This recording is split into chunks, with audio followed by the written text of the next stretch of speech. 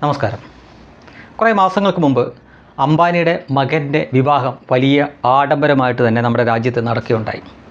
ഏതാണ്ട് 5000 കോടിയൊക്കെ മൊത്തം ചിലവ് വന്നു എന്നൊക്കെയാണ് പറയുന്നത്. അവരുടെ കയ്യിൽ കാശുണ്ട്, സഹസ്ര കോടീശ്വരന്മാരാണ്, അവരുടെ കയ്യിൽ കാശുണ്ട്.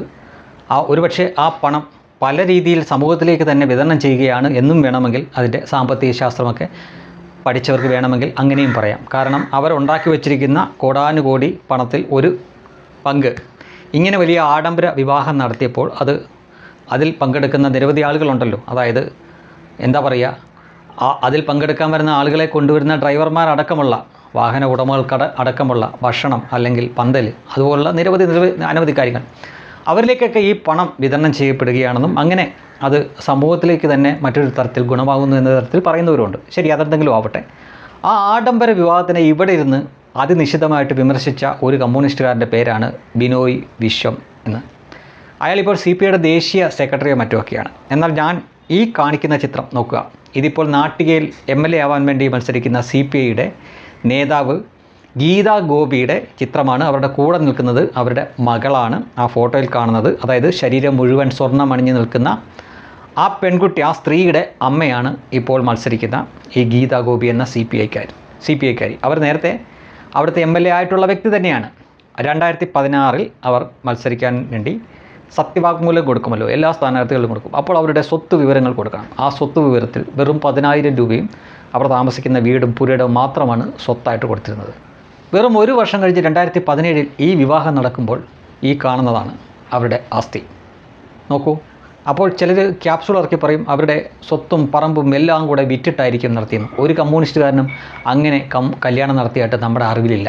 ഇനി സ്വത്തും പറമ്പും എല്ലാം വിറ്റിട്ടാണ് ഇതേപോലെ മകൾക്ക് ഈ സ്വർണം ഇട്ടുകൊണ്ട് കല്യാണം കഴിപ്പിക്കേണ്ട ഒരു ഗതികേട് കമ്മ്യൂണിസ്റ്റുകാർക്ക് വന്നാൽ അവർ ആ വിവാഹത്തിന് തയ്യാറാകുമോ എന്നുകൂടി നിങ്ങൾ പറയേണ്ടിയിരിക്കുന്നു.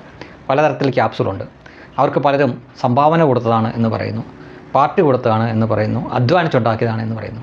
ഇങ്ങനെയൊക്കെ ആണെങ്കിലും ഇങ്ങനെ പരസ്യമായിട്ട് പ്രകടിപ്പിച്ചുകൊണ്ടാണോ അത് നടത്തേണ്ടത് എന്നൊരു ചോദ്യത്തിന് മാത്രം ഇവരുടെ കയ്യിൽ മറുപടിയില്ല.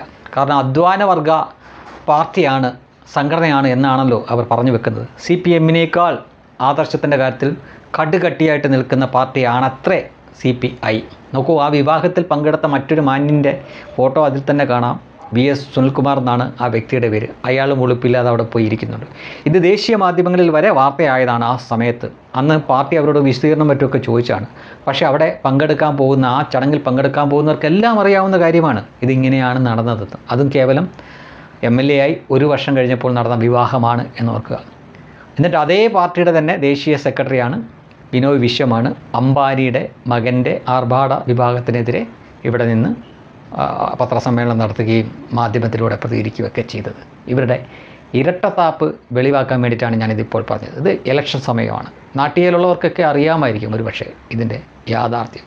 എങ്കിലും ജനങ്ങളുടെ മുന്നിൽ തങ്ങൾ പാവപ്പെട്ടവൻ്റെ, കർഷക തൊഴിലാളി വർഗത്തിൻ്റെ പാർട്ടിയാണ് എന്ന് പറയുകയും സ്വന്തം മക്കളുടെ വിവാഹം ഇതുപോലെ പൊന്നിൽ കുളിച്ച് നടത്തുകയും ചെയ്യുന്ന രാഷ്ട്രീയ നേതാക്കളും MLAമാരുമൊക്കെയാണ് നമ്മുടെ ചുറ്റുമുള്ളത് എന്ന് ഓർക്കുക. ഇനി വേറെ ചിലർ അതിവിശിഷ്ടമായിട്ടുള്ള ആ പ്രത്യേകതരം ക്യാപ്സൂളും കൊണ്ട് വരികയായിരിക്കും. ഒരുപക്ഷെ അമ്മയുടെ പെൻഷൻ കാശ് കൊണ്ടാണത്രേ വിവാഹം നടത്തിയത് എന്ന് വരെ അവർ പറയാൻ മടിക്കില്ല. അത്തരം വലിയ വലിയ ക്യാപ്സൂളുകളും വിഴുങ്ങി ദഹിക്കാതെ അങ്ങ് അജീർണം പിടിച്ചവരായി പോയല്ലോ നമ്മൾ മലയാളികൾ, പ്രബുദ്ധ മലയാളികൾ. അതിനാൽ ഇനിയും അതേപോലുള്ള സമാനമായിട്ടുള്ള ക്യാപ്സൂളുകൾ അവർ നമുക്ക് മുന്നിൽ വിതറി തന്നേക്കും. ദഹിക്കില്ല എന്നറിയാമെങ്കിലും എടുത്തങ്ങ് മുണുങ്ങുക, വേറെ മാർഗമില്ല.